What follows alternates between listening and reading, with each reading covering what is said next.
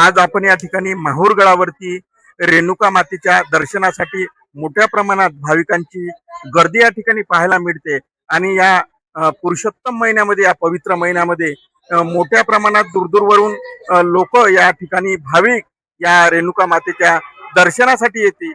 आपण काय सांगसाल? आपण मनामध्ये आनंद तर झालाच, पण आमच्या हिंदू देवतांचं आता इथलं जर रेणुका मातेचं जर म्हटलं तर महाराष्ट्रातलं एक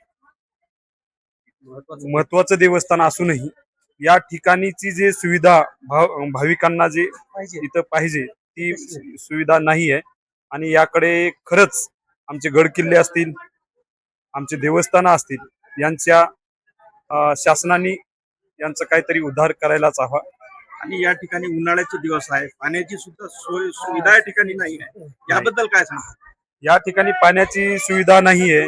या ठिकाणी खरं पाहता हे जे आपण पायऱ्यानं जे वरी जातो, अनेक ठिकाणी एवढं जे ऊन आहे, या कडकडाच्या उन्हामधून आमचे भाविक वरी जातात.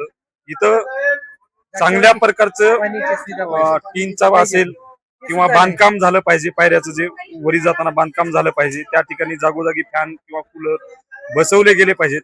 आणि एवढ्या महाराष्ट्रातून लांब लांब येतं तर इथे एखादा अन्नछत्र देखील उभा करायला काही हरकत नाही. पण एवढे भाविक येऊनही या ठिकाणी सरकारची बघण्याची भूमिका दुर्तपी दिसते. आतमध्ये जे दर्शन घेतल्या जाते ते दर्शन मात्र असं लोटल्यासारखं लोकांना दर्शनाचं आता एवढ्या लांबून येऊन जर दर्शन जर एक 5 सेकंदात 7 सेकंदात जर दर्शन म्हटलं तर ती जराशी शोकांतिकाच आहे.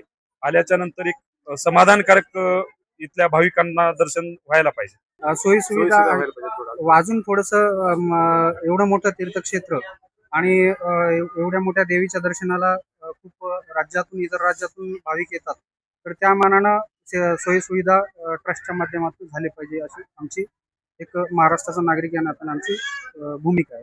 आणि हा उन्हाळ्याचा दिवस आहे आणि पिण्याच्या पाण्याची व्यवस्था आहे. काय वाटतं तुम्हाला? काय सांगा?